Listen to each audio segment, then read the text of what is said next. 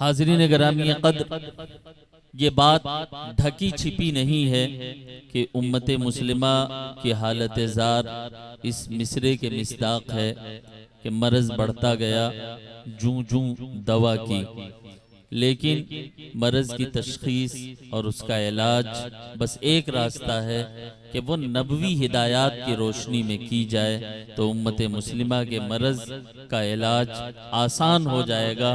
आइए नबवी हिदायत की रोशनी में उम्मत मुस्लिमा के हालत ज़ार पर रहम खाने के लिए, तरस खाने के लिए हम दरख्वास्त करें। ख़तीबुज़्ज़मा हज़रत मौलाना मुफ्ती रहमतुल्लाह साहब नदवी मद्दज़िल्लहुल आली, उस्ताद हदीस व फ़िक़्ह दारुल उलूम नदवतुल उलमा लखनऊ उत्तर प्रदेश का काबिल एतमाद गहवारा दारुल उलूम नदवतुल उलमा लखनऊ, मैं हज़रत से दरख्वास्त कर रहा हूँ कि तशरीफ़ लाएँ और अपने मुआइज़े हसना से हम सामीन को मुस्तफ़ीज़ फरमाएँ। हज़रत मौलाना रहमतुल्लाह साहब नदवी मद्दज़िल्लहुल आली हमारे मेहमान हैं, बुज़ुर्ग हैं। अल्लाह ने सलाहियतों से नवाजा है, अल्लाह ने इल्म में गहराई दी है, गिराई दी है। आप इस गहवारे के मुअक्कर उस्ताद हैं। आप हजरात गौर से हज़रत मौलाना की बातों को समाअत करें। स्टेज पर बैठे तमाम उलमाए किराम हमारे लिए काबिल फ़ख्र हैं, खुसूसियत के साथ अदब और इंशा के माहिर हज़रत मौलाना मुहियुद्दीन साहब कासमी मद्दज़िल्लहुल आली दारुल उलूम फैज़ मोहम्मदी हथियागढ़ तशरीफ़ रखते हैं।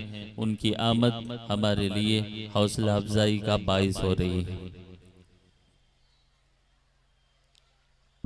बिस्मिल्लाहिर्रहमानिर्रहीम। अल्हम्दुलिल्लाह वस्सलातु वस्सलामु अला रसूलिल्लाह व अला आलिहि व सहबिहि व मन वालाह, अम्मा बाद। क़ाल अल्लाहु अज़्ज़ा व जल फ़ी अव्वल वह्यिही अऊज़ु बिल्लाहि मिनश शैतानिर रजीम, बिस्मिल्लाहिर्रहमानिर्रहीम। इक़रा बिस्मि रब्बिकल्लज़ी ख़लक़, ख़लक़ल इंसान मिन अलक़, इक़रा व रब्बुकल अकरम, अल्लज़ी अल्लम बिल क़लम, अल्लमल इंसान मा लम यअलम। वक़ाल अन्नबी सल्लल्लाहु अलैहि वसल्लम, अल इल्मु नूरुन। वक़ाल सल्लल्लाहु अलैहि वसल्लम, तलबुल इल्म फ़रीदतुन अला कुल्लि मुस्लिमिन। बेइंतहा काबिले सद एहतराम डाइस पर अफरोज़ उलमाए किराम, मुअज़्ज़ज़ सामीन, मेरे बुज़ुर्ग, नौजवान दोस्तों और पसे पर्दा मेरी माँओं और बहनों और बेटियों, मुझे आपको देखकर, आपसे मिलकर, आपसे गुफ्तगू करके खुशी तो हो रही है, लेकिन इस बात का अफसोस भी हो रहा है कि जलसा बड़ी ताख़ीर से शुरू हो रहा है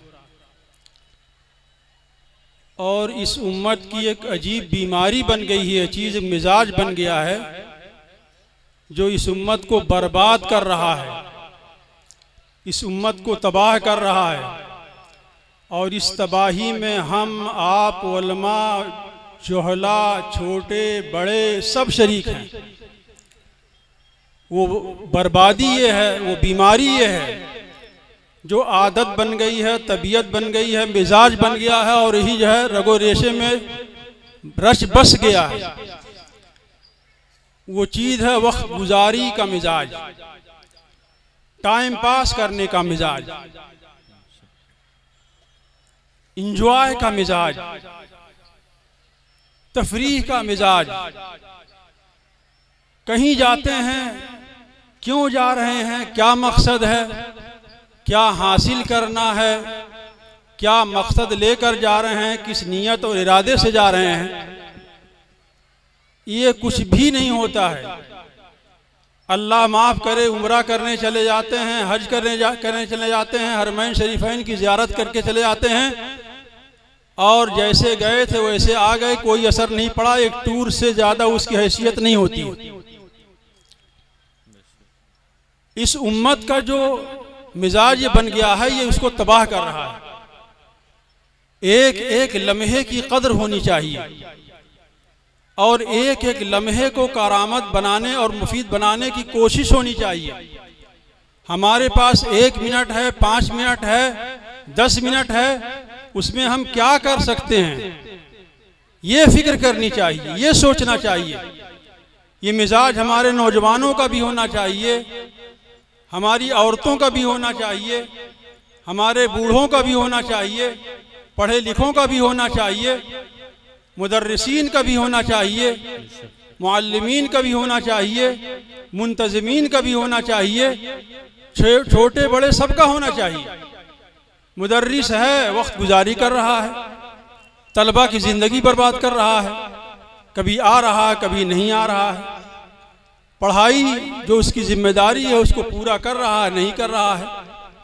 मुहतमिम है, वो अपनी जिम्मेदारियों को किस हद तक निभा रहा है, कोई उसकी परवाह नहीं है। बाप है, बाप की क्या जिम्मेदारियां हैं, माँ की क्या जिम्मेदारियां हैं, छोटे की क्या जिम्मेदारी है, भाई की क्या जिम्मेदारी है, बड़े की क्या जिम्मेदारी है। जिस उम्मत को वक्त की कदर सिखाने के लिए, वक्त की अहमियत बताने के लिए इसकी हर इबादत को वक्त से जोड़ दिया गया और वक्त की अहमियत को उजागर करने के लिए अल्लाह ने कसम खाई। कहीं वो ज़ुहा कहा, कहीं वो असर कहा, कहीं वो शम्स कहा और वक्त की अहमियत को कसम खाकर उजागर किया अल्लाह ताला ने। अगर वक्त गुजर जाए तो हमारी नमाज फौत हो जाएगी, वक्त गुजर जाए तो हज फौत हो जाएगा और जो रोजे का वक्त और महीना है अगर वो गुजर जाए तो बाद के महीनों के रोजे से उसकी तलाफी नहीं होगी। अल्लाह ताला ने एक टाइम टेबल दिया है हमको, जोहर की नमाज इतने बजे शुरू होगी और इतने बजे तक उसका वक्त रहेगा, उसके बाद कोई पढ़ेगा तो जोहर की नमाज अदा नहीं होगी, कज़ा हो सकती है। असर की नमाज का एक वक्त है, मगरिब की नमाज का वक्त इतने बजे से इतने बजे तक है। हर इबादत को अल्लाह ताला ने वक्त के साथ जोड़ दिया है ताकि मुसलमानों के अंदर ये एहसास पैदा हो कि हर काम को वक्त पर कदर करना है और वक्त की कदर करनी है, वक्त की अहमियत पहचाननी है। एक बीमारी तो ये है जिसका इजाला होना चाहिए। जलसे हो रहे हैं, न वक्त पर शुरू होते हैं, न वक्त पर ख़त्म होते हैं, न वक्त पर मुकर्रिर आता है, न वक्त पर सामीन आते हैं।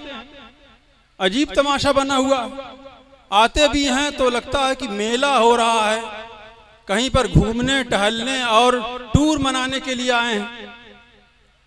ये इरादा ही नहीं होता है कि बैठना है, उलमा की ज़ियारत करनी है, उनकी बातें सुननी है, कुछ ज़्यादा राह है और ज़्यादा ज़िंदगी और तोशे आखिरत लेकर जाना है।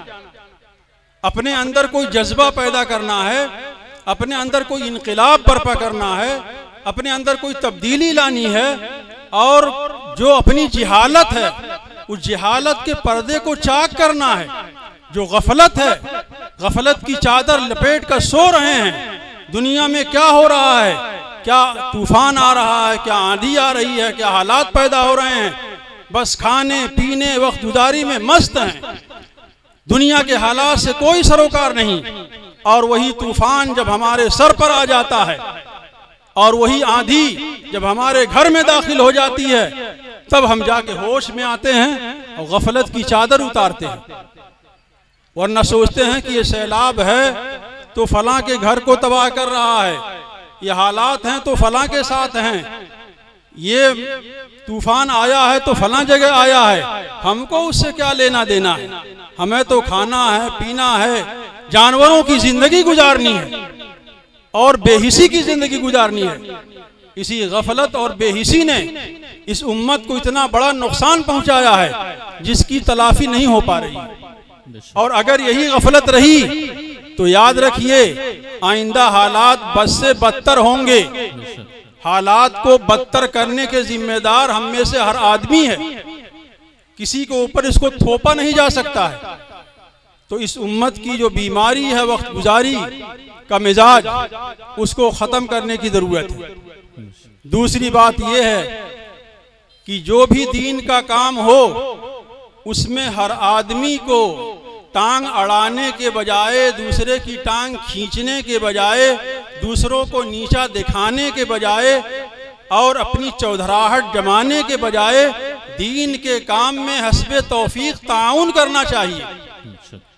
हमारे अवाम हों, हमारे खवास हों, हमारे उलमा हों, हमारी बहनें हों, हमारी माएँ हों, जब भी दीन के नाम पर आपको पुकारा जाए, दीन के नाम पर आपको बुलाया जाए, दीन के नाम पर आपसे ताउन चाहा जाए, दीन के नाम पर आपको इकट्ठा किया जाए, तो आप अपने वक्त को फारिग करके दीन का काम समझकर सवाब की नीयत से, अच्छे जज्बे और इरादे से आप उसमें ताउन करें, बजाय इसके कि टांग अड़ाएं, एक दूसरे को नीचा दिखाएं और अदम ताउन की तहरीक चलाएं।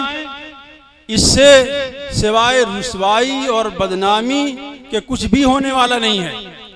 ये अल्लाह का दीन है और अल्लाह के दीन का काम जो लोग भी कर रहे हैं, जो भी यहाँ उलमाए किराम हैं, वो दीन के खुद्दाम हैं।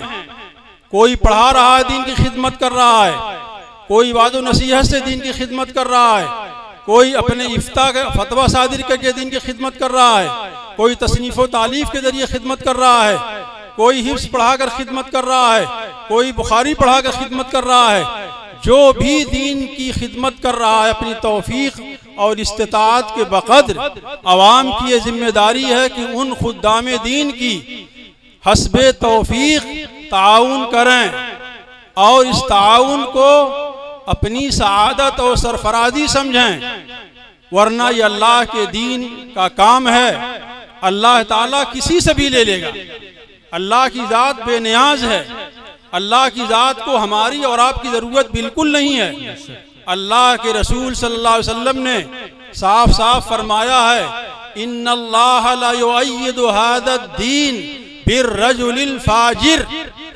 अल्लाह जब नाराज होने पर आता है तो बड़े से बड़े वली को उठा के पटख देता है और अपनी जमात से और अपनी महबूबियत से निकाल देता है। ऐसे बहुत से वाक़यात हैं। और अल्लाह जब किसी को पसंद करता है तो एक झाड़ू लगाने वाले को, एक भंगी को ईमान की दौलत से नवाज देता है और उसको दीन का सिपाही, दीन का खादिम बना देता है। तो किसी को ये नहीं समझना चाहिए, इस गर्रे में मुब्तला नहीं होना चाहिए कि सारा दीन का ठेका हमने ले रखा है। दीन के असल ठेकेदार हम हैं। जो खिदमत कर रहा है अल्लाह की तौफीक से कर रहा है, और जिसको अल्लाह तौफीक देता है वो दीन की खिदमत में शरीक होता है। लिहाजा दीन की खिदमत का जहाँ भी मौका आए आदमी को उसमें ताउन करना चाहिए, बढ़ चढ़कर हिस्सा लेना चाहिए। और ये जो मदरसे जगह जगह कायम हैं, जो मकातिब कायम हैं, नई नस्लों की तालीम और तरबियत के लिए उनको तामीर किया गया है और छोटे छोटे बच्चों को उनकी फ़िक्र, उनका अकीदा, उनका ईमान पुख्ता और रासिक करने के लिए, उनको कुरान की मोहब्बत उनके दिल में बैठाने के लिए, कुरान सिखाने के लिए, कुरान की तालीम देने के लिए, इस्लामी आदाब ज़िंदगी सिखाने के लिए और उनको एक मुफीद और बेहतर समाजी इंसान बनाने के लिए ये कोशिशें हो रही हैं। ये मदरसे मौलाना अली मियां रहमतुल्लाह अलैह के बकौल पावर हाउस हैं। जिस तरह पावर हाउस की हैसियत होती है कि वहाँ से पूरे इलाके में बिजली सप्लाई होती है और पूरे इलाके में रोशनी का इंतज़ाम होता है, अगर ये मदारिस और मकातिब ना रहे तो हमारा ईमान नहीं रहेगा, हमारी नस्लें ईमान पर बाकी नहीं रहेंगी, मुर्तद हो जाएंगी, दहरिया बन जाएंगी, मुनहरिफ हो जाएंगी, गुमराह हो जाएंगी। इन मदरसे वालों की और इन मदरसों की कद्र करो और उनको इज्जत की निगाह से देखो, उनको ऊंचा मकाम देने की कोशिश करो। ये बच्चों की तालीम के मेमार हैं, बच्चों को और नस्लों को की तामीर कर रहे हैं और उनको ईमान और अकीदे की पुख्तगी सिखा रहे हैं, उनके अंदर कुरान का हिफ्ज़ नक्श कर रहे हैं, उनको दीन का इल्म सिखा रहे हैं, तो इन मदरसों की बड़ी अहमियत है। अगर ये लाइट ना हो जिसकी रोशनी में आप बैठे हुए हैं, आप एक दूसरे को देख रहे हैं, जिसकी वजह से ये माइक काम कर रहा है, जिसकी वजह से पंखा काम करता है और जिस पर पूरा निज़ाम है आपके फ्रिज का, आपके कूलर का और आपके एसी का पूरा निज़ाम है, अगर बिजली गुल हो जाए तो थोड़ी देर में आदमी परेशान हो जाता है। ऐसे ही अगर मदरसे ख़त्म हो जाएं, मकातिब ना रहें, तो ऐसी सूरत में पूरे इलाके में, पूरी नस्लों में अंधेरा ही अंधेरा होगा, अंधेरा ही अंधेरा होगा। और ऐसा अंधेरा होगा कि हमारी नस्लें टामक टोहियाँ मारेंगी और एक दूसरे से लड़ेंगी, भिड़ेंगी, और उनको जो है अल्लाह रसूल का नाम तक नहीं मालूम होगा, उनको कलमा तक नहीं याद होगा, उनको ज़िंदगी के आदाब नहीं मालूम होंगे, छोटे बड़ों के मरातिब मालूम नहीं होंगे, गुफ्तगू के आदाब नहीं मालूम होंगे। और जानवर में और ऐसे इंसानों में जो इल्म से दूर हैं, जाहिल हैं, उनमें कोई फ़र्क नहीं होगा। एक जानवर है, खाने के लिए पैदा हुआ है, खाएगा पिएगा, एक दिन आएगा मर जाएगा। ऐसे ही एक जाहिल इंसान की ज़िंदगी है, खाता है पीता है और दुनिया से चला जाता है, नहीं जानता है कि नमाज क्या है, नहीं जानता है रोज़ा क्या है, नहीं जानता है अल्लाह का हुक्म क्या है, नहीं जानता है रसूल का तरीक़ा क्या है, नहीं जानता है ज़िंदगी गुजारने के तौर तरीक़े क्या हैं। जानवरों की तरह वो खाता है पीता है सोता है और दुनिया से मर के चला जाता है। मदरसों की कद्र है, जो पावर हाउस हैं, और उनकी वजह से हमारे अंदर इल्म का नूर पैदा हो रहा है, हमारी नस्लों में इल्म का नूर मुंतकिल हो रहा है। लेकिन बड़े अफसोस की बात है कि जिस उम्मत को उम्मत इक़रा कहा गया है, जो आयतें हमने पढ़ी हैं शुरू में, ये पहली वही की 5 आयतें हैं जो गारे हिरा में रसूलुल्लाह सल्लम पर नाजिल हुई, और पहली वही में रसूलुल्लाह सल्लम को तालीम का मिशन दिया गया है, पढ़ने की पढ़ाने की तरगीब दी गई है, हुक्म दिया गया है। आप जानते हैं आप सल्लम की जब बेइज्जत हुई थी, उस वक्त अरबों का क्या हाल था, जुल्म था, ज्यादती थी, जुआ था, शराब पी जा रही थी और तरह तरह की खुराफातें हो रही थीं, हामिला औरतों के पेट चाक किए जा रहे थे, बच्चियों को जिंदा दरगोर किया जा रहा था, पूरा आवा का आवा बिगड़ा हुआ था, पूरा समाज जानवरों से भी आगे गुजर गया था। ऐसा नहीं लगता था कि ये इंसानों का समाज है या दरिंदों और भेड़ियों का समाज है। आपस में लड़ना भिड़ना उनकी फितरत बन गई थी, उनकी घुट्टी में दाखिल हो गया था। इसलिए अरब शायर कहता है कि हम लड़ने भिड़ने के ऐसे आदी हो गए थे, ऐसा मिजाज बन गया था कि अगर लड़ने भिड़ने के लिए कोई दुश्मन नहीं मिलता था तो अपने सगे भाई से हम जो है पंजा आजमाई करते थे और अपने सगे भाई से लड़ते थे। वहयानन अला बकरीन अखीना इदा मालम यजिद इल्ला खाना। शायर कह रहा है कि कभी कभार तो हम अपने भाई बकरही पर हमला कर देते हैं, धावा बोल देते हैं, जब हमको उसके अलावा कोई और लड़ने के लिए नहीं मिलता है। ये जानवरों का समाज था, जानवरों से भी आगे बढ़ गए थे। उस मौके पर रसूलुल्लाह सल्लम को कोई और हुक्म देकर नाजिल नहीं भेजा गया और दुनिया में आपको जो मबूस किया गया तो ये नहीं कहा गया जाके शराब खत्म करो, जाके जुआ खत्म करो और जाके उम्मत में इस्लाह करो। आप सल्लल्लाहु अलैहि वसल्लम को हुक्म दिया गया तो तालीम का हुक्म दिया गया और कहा गया कि पढ़ो, पढ़ना सिखाओ। इस उम्मत को उम्मत इक़रा कहा जाता है। इस उम्मत की खुसूसियत और इम्तियाज एक ये है कि अल्लाह ताला ने इस उम्मत को उम्मत इक़रा बनाया है। पढ़ो पढ़ो, पढ़ने का हुक्म दिया गया है। और क्या पढ़ो? जितने उलूम हैं सब पढ़ो। कुरान ने कोई पाबंदी नहीं लगाई है। इस उम्मत को कहा गया है पढ़ो, लेकिन क्या पढ़ो? जो चाहो वो पढ़ो, लेकिन शर्त यह है कि रब के नाम से पढ़ो। उस पढ़ाई से तुम्हें रब की शनाख्त और मार्फत हासिल हो। अगर किसी पढ़ाई से आदमी अल्लाह को नहीं पहचानता है, अल्लाह का बागी हो जाता है और दहरिया बन जाता है, मुल्हिद हो जाता है, तो तालीम नहीं है, वो जिहालत है, जिहालत, वो गुमराही है, गुमराही। हमारे हदीस में हमारे रसूल सल्लल्लाहु अलैहि वसल्लम के अहादीस के अंदर तालीम की इस तरह तकसीम नहीं की गई है कि असरी तालीम है इसको मत हासिल करो, ये दीनी तालीम है इसको हासिल करो। हमें इस्लाम ने जो तसव्वुर दिया है, नबी ने जो तसव्वुर दिया है, वो दो तरह का तसव्वुर दिया है। एक है इल्मे नाफिअ और एक है इल्मे ज़ार। और आप सल्लल्लाहु अलैहि वसल्लम ने दुआ की है, अल्लाहुम्मा इन्नी असअलुका इल्मन नाफिआ। अगर दीन का इल्म है लेकिन आदमी को रब की मार्फत हासिल नहीं होती है और उसको पढ़कर गुमराह हो जाता है, बद्दीन हो जाता है, रब से दूर हो जाता है, तो इल्मे ज़ार है। और अगर दुनिया का कायनात का इल्म हासिल करता है और कुछ भी सीखता है, साइंस सीखता है, टेक्नोलॉजी सीखता है और उससे रब की मार्फत हासिल होती है, रब की कुर्बत हासिल होती है, रब की शनासाई हासिल होती है, वो इंसान के लिए मुफीद इल्म बनता है, तो इल्म नाफे है। और आप सल्लम ने इल्म नाफे की दुआ फरमाई है और इल्म ज़ार से आपने पनाह चाहिए है। और आपने फरमाया है, अल्लाहुम्मा इन्नी अऊज़ु बिका मिन इल्मिन ला यनफ़ा। इस उम्मत को उम्मत इक़रा बनाया गया है। और पहली वही में जबकि ज़मीन का और आसमान का ताल्लुक सदियों से कटा हुआ था, पहली वही के जरिए से आसमान का राब्ता ज़मीन से हुआ और ज़मीन वालों को अल्लाह ताला ने हुक्म दिया और हुक्म ऐसा दिया कि तालीम का मिशन आम किया जाए, तालीम की बेदारी आम की जाए, तालीम बेदारी मुहिम चलाई जाए। और जब तालीम की बेदारी समाज के अंदर पैदा होगी तो समाजी बुराइयां खुद ब खुद मिट जाएंगी, समाजी बुराइयां दूर हो जाएंगी। आप वसल्लम को पहली वही में पढ़ने और पढ़ाने और सीखने और सिखाने का हुक्म दिया गया और इस तालीम के मिशन को आप वसल्लम ने आगे बढ़ाया। और इस तालीम के मिशन से आपने देखा कि दुनिया ने उससे ज़्यादा बेहतर और अच्छा मुआशरा नहीं देखा। सहाबे कराम का मुआशरा जब संभल गया, सुधर गया और उसमें उनकी ज़िंदगी में इनकलाब आ गया तो सब ने महसूस किया कि सहाबे कराम की ज़िंदगी बदल गई, उनका समाज बदल गया। जो आपस में वो लड़ते भिड़ते थे एक दूसरे से, अब आपस में वो अखुवत और भाईचारगी पैदा हो गई और एक दूसरे के भाई बन गए और शीरो शकर हो गए।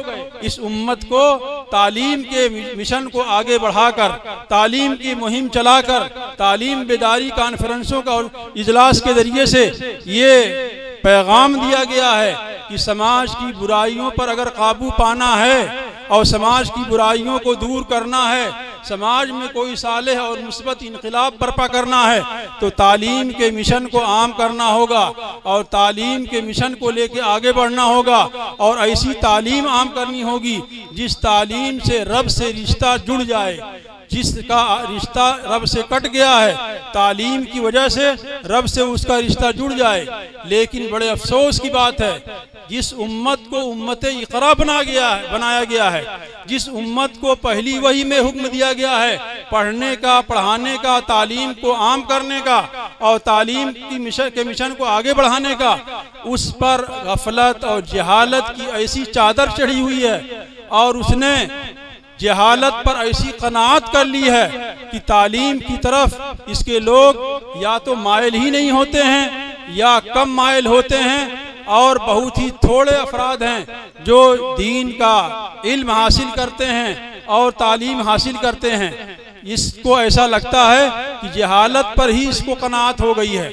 हमारे असलाफ थे जिन्होंने इल्म की शमएं जलाई, हमारी पहले की ख़वातीन थीं जिन्होंने अपने बच्चों को दीन का इल्म सिखाया, दीन की तालीम दी, अपने शौहरों को, अपने बच्चों को, अपने घर को तालीमी माहौल में ढाल दिया। ऐसी बहुत सी मिसालें हैं। एक वाक़या मैं अब आपके सामने रखना चाहता हूँ कि देखिए उस ज़माने की औरतों में तालीम का कैसा शौक़ था, कैसा जज्बा था। उस ज़माने के नौजवानों में तालीम का कैसा शौक़ था और कहाँ कहाँ वो जाके तालीम हासिल करते थे। उस दौर के लोगों में तालीम की कितनी तड़प थी और कितनी प्यास थी। हजरत इमाम मालिक रहमतुल्लाह अलैह अइम्मे अरबा में से हैं, मदीने मनव्वरा के इमाम हैं। खलीफे वक्त का ऐलान और फरमान है कि इमाम मालिक के रहते हुए कोई भी आलिम फतवा ना दे। इमाम मालिक की जो अहम किताब मुअत्ता इमाम मालिक है, उसको तो खलीफा मंसूर ने ये कहा दरख्वास्त की थी कि अगर आप कहें तो हम इसको हुकूमत का दस्तूर बना दें और इसको हुकूमत को की दस्तूरी हैसियत दे दें। लेकिन इमाम मालिक ने कहा कि नहीं, यही हदीसें जो इसमें जमा की गई हैं यही कुल हदीसें नहीं हैं, बल्कि और भी हदीसें हैं। और रसूलुल्लाह सल्लल्लाहु अलैहि वसल्लम के असहाब तमाम इलाकों में फैल गए हैं, किसी के पास कोई हदीस है, किसी के पास कोई हदीस है। अगर इसको दस्तूरी हैसियत दे दी जाएगी तो लोग हरज और तंगी में पड़ जाएंगे, आप ऐसा हरगिज ना कीजिए। वो इमाम मालिक दर्स दे रहे हैं। एक 17 साल का नौजवान आकर आहिस्ता आहिस्ता दर्स जहां पर हो रहा था, तलबा बैठे हुए थे, वो नौजवान आके खड़ा हो गया सलाम करके और पूछ रहा है इमाम मालिक से, अफीकुम अब्दुर्रहमान इब्नुल कासिम, क्या इस मजमे में इन तलबा में कोई अब्दुर्रहमान इब्न कासिम नाम के आदमी हैं? इमाम मालिक ने अब्दुर्रहमान इब्न कासिम से कहा कि भाई देखो, मिलो, ये कौन नौजवान है, क्या कहना चाहता है, क्या पैगाम लेके आया है। नौजवान आगे बढ़ा, मुआनका किया और कान में आहिस्ता से कोई बात कही जिससे दोनों फूट फूट कर रोने लगे, एक दूसरे को पकड़कर भेज कर रोने लगे। पूरा मजमा हैरान, इमाम मालिक भी दंग कि आखिर कौन सी ऐसी बात पेश आ गई। इमाम मालिक ने समझा लगता है कि इनके इलाके और इनके मुल्क से कोई कासिद आया है और कोई हादसे की खबर दिया है और कोई मौत की बड़े हादसे की खबर दे रहा है, जिसकी वजह से ये फूट फूट के रो रहे हैं। जब वो जरा सा संभले अब्दुर्रहमान, तो इमाम मालिक ने कहा, भाई बताओ अब्दुर्रहमान, खैरियत तो है, क्यों रो रहे हो? कोई हादसा हो गया, कोई बात हो गई? कहा, हजरत ऐसी कोई बात नहीं है, ये खुशी के आंसू हैं जो बेकाबू हो गए, बह गए। और उसके बाद अब्दुर्रहमान ने अपनी दास्तान सुनाई। हमारी बहनों को, माओं को भी सुनना चाहिए और इससे सबक लेना चाहिए नौजवानों को भी। इमाम मालिक से उन्होंने कहा कि मैं मिस्र का रहने वाला हूं, आपकी मुअत्ता मैंने सुन रखी है उस्तादों से, लेकिन मेरे दिल में एक कसक थी, एक तड़प थी कि इमाम मालिक मदीने मनव्वरा में जिंदा हैं, मौजूद हैं, उनका दर्स हो रहा है मस्जिद नबवी के अंदर। मैं क्यों ऐसा न करूं कि मिस्र से चलकर इमाम मालिक की खिदमत में हाजिरी देकर उनसे बराह रास्त मुअत्ता सुनूं। मुअत्ता उन्होंने कई उस्तादों से पढ़ रखी थी, कई मुहद्दिसीन से सुन रखी थी, लेकिन ये वास्ता था बीच में। उनकी ख्वाहिश थी, उनका जज्बा था कि इमाम मालिक से मुअत्ता हम बराह रास्त पढ़ें, जिनकी लिखी हुई किताब है, मुसन्निफ से पढ़ें। ये तड़प थी उनके दिल में। लेकिन कहाँ मिस्र, कहाँ मदीने मनव्वरा, फासला बहुत दूर का था। शादीशुदा थे, बीवी उम्मीद से थी, उससे इजहार भी नहीं कर सकते थे, इजाजत भी नहीं ले सकते थे ऐसी हालत में। लेकिन बहरहाल जब आदमी को सच्ची तड़प होती है, सच्ची तलब होती है, तो उसकी राहें निकल जाती हैं। एक रात बिस्तर पर वो करवट पे करवट बदल रहे हैं, अब्दुर्रहमान को नींद नहीं आ रही है। बीवी जो रफीक़े हयात होती है, शरीके हयात होती है, मिजाज शनास होती है, वो तो समझ जाती है कि कोई बात गड़बड़ है, कोई तकलीफ है, कोई बेचैनी है, जिसकी वजह से करवट पे करवट बदल रहे हैं, इनको नींद नहीं आ रही है। बीवी ने आखिर पूछ लिया कि आप करवट के परवट क्यों बदल रहे हैं, क्या आपको बेचैनी है, क्या परेशानी है, नींद क्यों नहीं आ रही है? उन्होंने पहले बात बनाने की कोशिश की, कुछ नहीं, बस ऐसे ही गोल मोल सा जवाब दिया। लेकिन बीवी ने कहा कि नहीं, बताना पड़ेगा। जब बीवी का इसरार बढ़ा तो अब्दुर्रहमान ने अपने दिल की जो तमन्ना और आरजू थी वो बीवी के सामने रख दी। बीवी ने कहा, इसमें कौन सी बात? जिस अल्लाह ने हज़रत इब्राहीम की बीवी हाजरा की हिफाजत की, कहते हाजरा को लकोदक मैदान में छोड़कर चले आए अल्लाह के नाम पर, और अल्लाह ताला ने उनको ज़ाये नहीं किया और उनके बेटे इस्माइल को ज़ाये नहीं किया। आप जाना है तो मुझे छोड़कर चले जाइए, अल्लाह मुझे ज़ाये नहीं करेगा, अल्लाह मेरी किफालत करेगा। बीवी ने हिम्मत अफजाई की, हौसला दिलाई, ढारस बंधाई। ये नहीं कहा कि आप चले जाएंगे तो क्या होगा, कौन कमाएगा, कौन खिलाएगा, कौन पिलाएगा, हमारी जरूरियात कौन पूरी करेगा। आजकल की औरतें तरह तरह के बहाने करती हैं, आप चले जाएंगे तो मैं अकेले कैसे रहूंगी, मेरा कौन देखने वाला होगा और मेरी किफालत कौन करेगा। उस खातून ने, नेक खातून ने कहा, आपके दिल की तमन्ना है, आपकी आरजू है कि आप इमाम मालिक से मदीने मुनव्वरा में मस्जिद नबवी में मुअत्ता सुने और दर्स लें, मेरी तरफ से बिल्कुल इजाजत है। आप कल सुबह होते ही तैयारी शुरू कर दीजिए और सुबह ही पहली फुर्सत में सफर पे रवाना हो जाइए। तो अब्दुल रहमान ने कहा कि हजरत, बीवी की तरफ से इजाजत मिल गई, मैं आपकी खिदमत में आ गया और मैं आपके दर्स में बैठा। 1 साल हो गया, 2 साल हो गया, 3 साल हो गया, लेकिन आपकी सोहबत और आपका फैज छोड़ने को जी ही नहीं चाहता। जी चाहता है कि पूरी जिंदगी आपके साथ बिता दूं और लगा दूं। जब 3 साल हो गए तो अब्दुल रहमान ने हाजियों के काफिले को ढूंढा।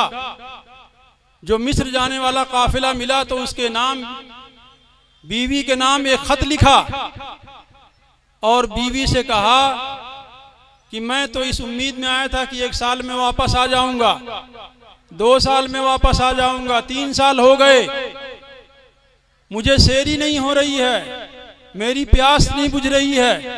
हदीस शरीफ में आता है, मनहूमान ला यशबान, मनहूमुल इल्म मनहूमुद दुनिया। 2 लोग ऐसे हैं जिनका पेट कभी नहीं भरता है, वो कभी आसूदा नहीं होते हैं। एक दुनिया का तालिब और दुनिया का प्यासा, जितनी दुनिया मिल जाए कम है, प्यास नहीं बुझती है। और एक इल्म का प्यासा कि इल्म जितना भी हासिल कर ले उसको थोड़ा और कम मालूम होता है और उसकी प्यास बढ़ती चली जाती है। तो इनकी प्यास बढ़ती चली गई। बीवी को खत लिखा कि मुहतरमा, मैं तो ये समझ रहा था कि 1-2 साल में वापस आ जाऊंगा, लेकिन इमाम मालिक की जो मजलिस दर्स है, उनका जो फैज़ है, उसको छोड़कर आने को जी नहीं चाह रहा है। इसलिए मैं आपको इख्तियार देता हूं कि आप अपना निकाह कहीं और कर लें, मेरे आने का इंतजार मत करें। आजकल की लड़कियों का, औरतों का अजीब हाल है। अगर 6 महीने शौहर कहीं गायब हो जाए, नाजायज ताल्लुकात पैदा हो जाते हैं और ऐसे वाक़यात आते हैं कि भाग जाती है।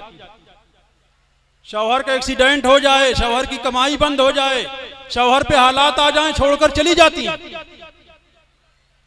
और आजकल तो ऐसे वाक़यात आ रहे हैं, मैं अपनी माओं से कहना चाहता हूं, अपनी बच्चियों की तरबियत करें और मोबाइल से दूर रखें।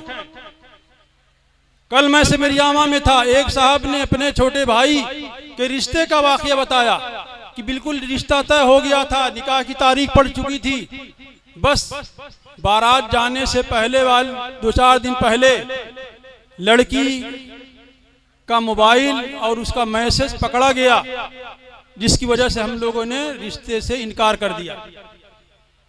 ऐसे भी वाक़यात होते हैं। मुआशिका कहीं चल रहा है लड़की का, माँ बाप को इल्म है, माँ को इल्म होता है, माँ बाप ला के मोबाइल देते हैं, बर्बाद करते हैं और तरबियत नहीं करते। कहीं से उसका ताल्लुक चल रहा है, निकाह कहीं और हो गया, अभी रुखसत होकर गई थी, मगरिब के वक्त घर पहुंची थी कि वो जो आशिक था उसकी तरफ से दबंगों ने जाके धावा बोल दिया और कहा कि यह फौरन लड़की को वापस करो। अभी 1 घंटा नहीं हुआ था रुखसती के, 1 घंटे में वापस जा रही है अपने आशिक के यहाँ। आशिक का दबाव है। ऐसे भी वाक़यात आ रहे हैं कि हमारी बच्चियां शौहर के साथ निबाह इसलिए नहीं कर पा रही हैं कि शौहर कमा रहा है, खर्च दे रहा है, घर में नौकरानी भी है, काम भी हो रहा है, कुछ करना धरना नहीं है, सिर्फ खाना पकाना है। लेकिन शौहर की एक बूढ़ी माँ भी रहती है साथ में, और इसकी समझ में नहीं आता है कि ये बूढ़ी माँ जिसने अपना दूध पिलाया है, 9 महीने तक पेट में रखा, उसकी तालीम और तरबियत की है, और उसने अपने बच्चे को मुझे शौहर बना कर दिया है, उसको कहती है कि अगर माँ के साथ रहना चाहते हो तो मैं तुम्हारे साथ नहीं रहूंगी। एक बूढ़ी माँ है, उसको अगर बच्चा अलग कर दे तो क्या करेगी, वो कहां जाएगी? इसको जरा भी तरस नहीं आता है कि अगर उसकी माँ के साथ उसकी भाभीियों का भी मामला हो तो फिर क्या होगा। जरा भी तरस नहीं आता है। वो बजीद है कि अगर अपनी माँ को अलग करोगे तो मैं तुम्हारे साथ रह सकती हूँ, गुजारा हो सकता है, वरना फिर मुझे खुला दे दो या मुझे तलाक दे दो।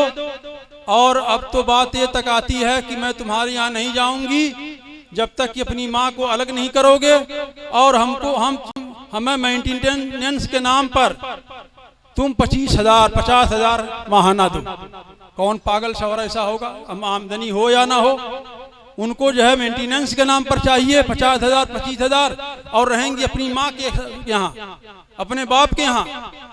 और जो माएँ होती हैं वो भी पुश करती हैं, अगर पहली बार डांट दें, लगाम कस दें तो इसका दिमाग सही हो जाए। आखिरकार नौबत तलाक की, खुला की आ जाती है। और ये जिन माँ बाप के ऊपर भरोसा करके कि उनके सहारे मैं जिंदगी गुजार लूंगी, जब माँ बाप भी बूढ़े हो जाते हैं, बेसहारा हो जाते हैं, और घर में बहुएं गालिब आ जाती हैं, भाभियां गालिब आ जाती हैं, तो ये उनको बोझ समझती हैं और कहती हैं अपना रास्ता कहीं देख लो। तो उस वक्त अक्ल आती है, काश कि हमने फैसला ना लिया होता। मेरी माएँ सुन रही हैं, बहनें सुन रही हैं, अपनी बच्चियों की तालीम करें, तरबियत करें। अब्दुल रहमान की बीवी ने क्या कहा कि आप उनको खत लिखा कि आप कहीं अपना निकाह कर लीजिए। बीवी ने हाजियों के जरिए से खत भेजा कि आप तालिबे इल्मी में अपनी पूरी जिंदगी लगा दीजिए, मुझे कोई एतराज नहीं है, मैं आपकी बीवी बनकर ही रहूंगी। अगर आप पूरी जिंदगी इल्म हासिल करना चाहें तो मेरी तरफ से पूरी इजाजत है, मुझे कोई शिकायत नहीं है, मैं आपकी बीवी बनकर रहूंगी। तो कहा हजरत मैं चलाया बीवी की इजाजत पाकर। बीवी हमल से थी, मैं यहाँ मदीने मनव्वरा आपकी खिदमत में आ गया, पेट का बच्चा गोद में मुंतकिल हुआ, फिर उसके बाद बड़ा हुआ, माँ ने उनकी तालीम और तरबियत की,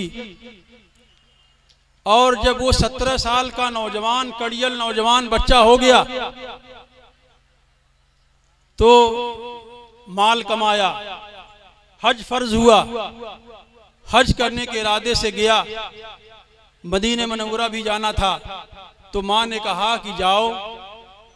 जब मदीने मनव्वरा जाना तो वहाँ मस्जिद नबवी में इमाम मालिक के दर्स में अपने अब्बा का भी जरा पता लगा लाना, अपने अब्बा की खबर लेते आना कि जब वो किस हाल में हैं। बाप ने तो कभी, बेटे ने तो कभी बाप को देखा नहीं था, बाप ने भी बेटे को नहीं देखा था। 17 साल का नौजवान जब आया, उसने कहा, पैगाम पहुंचाया कि मैं आपका बेटा हूं, तो बहरहाल बाप का दिल भर आया, आंखें छलक गईं। दिल ही तो है न कि संग खिश्त, दर्द से भर न आए क्यों, रोएंगे हम 1000 बार, कोई हमें रुलाए क्यों। बाप की का दिल भर आया, आंखें छलक गईं। बेटे का दिल भर आया और उसकी भी आंखें छलक गईं। दोनों फूट फूट कर बेकाबू हो गए, रोने लगे। कहा हजरत ये वाकया हुआ है। इस वाकये का मजलिस पर ऐसा असर पड़ा कि इमाम मालिक भी रोने लगे। इमाम मालिक के तमाम शागिर्द रोने लगे और रोकर जब फारिग हुए तो फिर जाके दर्स शुरू हुआ। पहले हमारी माएँ ऐसी थीं, हमारे नौजवान ऐसे थे, हमारे लोग ऐसे थे, जब इल्म हासिल करते थे तो इल्म की प्यास बुझती नहीं थी। आज इस उम्मत इकरा ने पढ़ने को बालाए ताक रख दिया है। नौजवान बच्चों और नौजवान बच्चियों के हाथ में मोबाइल आ गया है। किताबों से दूरी हो गई है, मदरसे और स्कूल से दूरी हो गई है, तालीम से दूरी हो गई है। बस वही टिक टाक बनाने के लिए अल्लाह ने इनको पैदा किया है। मेरे नौजवान भाइयों और बच्चियों, सोचा करो कि अल्लाह ने तुमको टिक टाक बनाने के लिए दुनिया में भेजा है। टिक टाक बनाओ, टिक टाक देखो, वीडियोस बनाओ, सेल्फी लो और वगैरह वगैरह। दिन रात मोबाइल में उल्लू की तरह लगे रहते हैं। आंख खराब हो रही है, दिमाग खराब हो रहा है, सेहत खराब हो रही है। मोबाइल देख रहे हैं, खाना खा रहे हैं, खाने की कोई लज्जत ही नहीं मिल रही है। मोबाइल देखते हुए चल रहे हैं, एक्सीडेंट हो जा रहा है। रात रात गुजर जा रही है मोबाइल देखते हुए, नींद नहीं पूरी हो रही है, आंखें सुर्ख हो गई हैं, बदन कमजोर हो गया है। हमारे पढ़ने वाले बच्चे और बच्चियां भी मोबाइल के ऐसे दीवाने हो गए हैं, मोबाइल की ऐसी लत पड़ गई है कि उनको तालीम से कोई लेना देना नहीं है।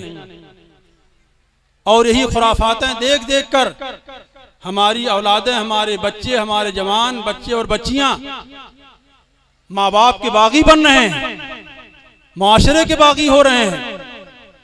माँ बुलाती है तो बहुत तेज डांट कर उसको मना कर दिया जाता है, देखती नहीं हूं मैं, अभी मोबाइल देख रही हूं। बाप बुलाता है, बेटा डांटता है, देखते नहीं हो कि मैं मोबाइल पे मसरूफ हूं, आम काम कर रहा हूं।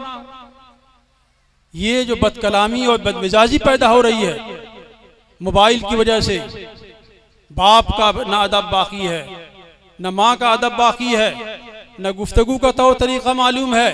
हमारे नौजवान बिल्कुल जानवरों की तरह जिंदगी गुजार रहे हैं।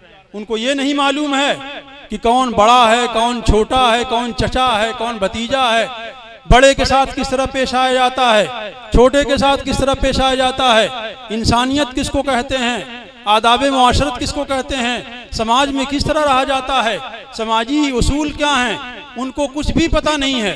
लाखैरे हो रहे हैं, ना तो कमा रहे हैं, ना तो पढ़ रहे हैं, न कोई काम कर रहे हैं, न घर के न घाट के।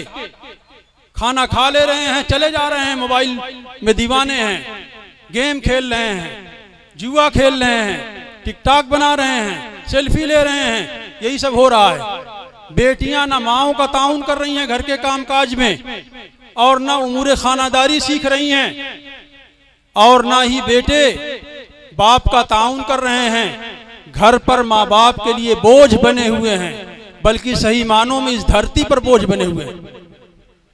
मेरे नौजवान भाइयों और दोस्तों, मेरी बहनों और माओ, दीन का इल्म हासिल करो, दीन का शौक पैदा करो, दीन की तालीम को आम करो, अपने घर के माहौल को, अपने समाज को तालीम याफ्ता बनाओ।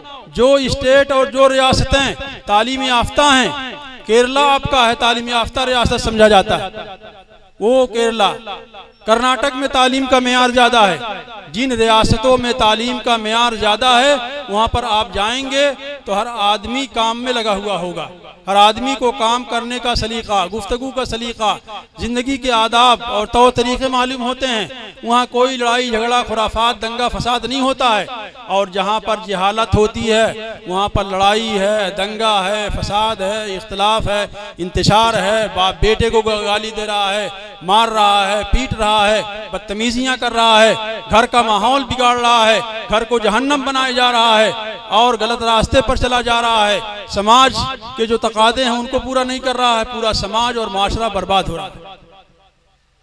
तालीम जब आएगी जहालत दूर होगी, और जब जहालत दूर होगी तो अंदर की इंसानियत जागेगी, और जब अंदर की इंसानियत जागेगी तो आदाब इंसानियत मालूम होगी, और जब इंसानियत के आदाब मालूम होंगे तो समाज के उसूल और ज़ाब्ते भी मालूम होंगे, और इस ज़मीन पर आदमी क्यों आया है, उसका क्या मकसद है, क्या उसको करना है, क्या नहीं करना है, और क्या वो लेना चाहता है, क्या वो पाना चाहता है, क्या वो खो रहा है, क्या वो हासिल कर रहा है, क्या वो जो है गंवा रहा है, उसको अच्छे बुरे खैर शर की तमीज़ होगी।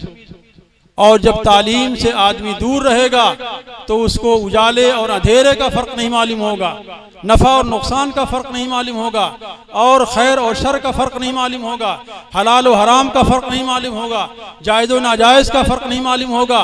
उसमें और जानवर में कोई फ़र्क नहीं रहेगा। या कुलून कमा ताकुलुल अनआम वन्नारु मसवल्लहुम, बिल्कुल यही हाल होगा कि आदमी जानवर की तरह खा रहा है, घूम रहा है, मौज मस्ती कर रहा है, कहीं पर मौत आ गई, एक्सीडेंट हो गया, मर गया, दुनिया से चला गया। क्यों आया था, क्यों, क्या करना चाहिए था, क्या किया, किसने जाना, किसने नहीं जाना, जंगल में मोर नाचा, किसने देखा, किसने नहीं देखा, कुछ पता ही नहीं चला। लेकिन बच्चे उसी वक्त सुधरेंगे और घर का माहौल उसी वक्त सुधरेगा जब हमारे माँ बाप भी नेक होंगे। सूरह कहफ के अंदर जो यतीम बच्चे का वाक़या बयान किया गया है, उसमें अल्लाह ने फरमाया कि अल्लाह ताला ने उस यतीम बच्चे के ख़जाने की हिफाजत हज़रत खिज़र अलैहिस्सलाम से करवाई। वकाना अबूहुमा सालिहा, बताया कि उसके अब्बा नेक थे। हज़रत मरियम के बारे में कहा गया है, या उख्ता हारून मा कानत अबूक इम्राअसौ व मा कानत उम्मुकी बगिया, ऐ हारून की बहन, ना तो तुम बदकार हो, न तुम्हारे बाप बदकार थे, न तुम्हारी माँ जो है गलत थी। बाप और माँ जब नेक होंगे तो उनके कोख से, उनके माहौल से अच्छे बच्चे पैदा होंगे। वरना ऐसे ही होगा कि अगर इदा काना रब्बुल बैती लिद्दुफ ज़ारिबा फला तलूमन्ना अस्सिगारा अला रक़्सी। शायर कहता है कि अगर घर का जिम्मेदार ही तबलची होगा, तबला बजाएगा, तो घर के बच्चे तो डांस करेंगे, नाचेंगे। बाप शराबी होगा, माँ गलत रास्ते पर जाएगी, और जिस तरह माँ बाप होंगे उसी तरह औलादें तरबियत सीखेंगी। माँ बाप को देखकर बच्चे सीखते हैं, अच्छाइयाँ भी बुराइयाँ भी। तो हमारे माँ बाप को भी अपनी ज़िंदगी की रविश बदलनी चाहिए। अच्छी माँओं के पेट से अच्छे लोग पैदा होते हैं, और जो ख़राब माएँ हैं, जो अदाकारा है, जो रक्कासा है, जो बदकार औरत होगी, जो गलत औरत होगी, और जो बेनमाजी औरत होगी, उसकी कोख से, उसके पेट से कोई अल्लाह को वली नहीं पैदा होगा। जितनी भी अजीम शख्सियतें पैदा हुई हैं, जितनी भी अजीम हस्तियां दुनिया में आई हैं, उनके माँ बाप को आप देखेंगे, चाहे गरीब हों, चाहे जाहिल हों, देहात के रहने वाले हों, लेकिन वो तबीयत के नेक थे, अच्छे थे, और उसी नेकी और अच्छाई की वजह से अल्लाह ताला वो अच्छाइयाँ औलाद में मुंतकिल कर देता है। जब माँ बाप नेक होंगे, हम तो शिकायत करते हैं बच्चा पढ़ नहीं रहा है, नमाज नहीं पढ़ रहा है, मदरसे नहीं जा रहा है, किताब नहीं पढ़ रहा है, मालूम हुआ कि बाप खुद ही झूठ बोलता है, जुआ खेलता है, शराब पीता है, नमाज़ें छोड़ता है, नाम का मुसलमान है, और जो है तमाम खुराफातों में मुब्तला है, और बच्चे को चाह रहा है कि अल्लामतुद्दहर बना दे, बच्चे को हाफिज़ कुरान बना दे, और ये बना दे और वो बना दे, इमाम गजाली और शेख अब्दुल कादिर जिलानी बना दे। तो ये सपना है जो पूरा नहीं होगा। माँ बाप को भी अपने आप को तब्दील करना होगा, अपने आप को अच्छा बनाना होगा। जब अच्छा बनाएंगे तो उनके गोद का जो बच्चा होगा, बच्ची होगी, वो भी नेक और अच्छी होगी।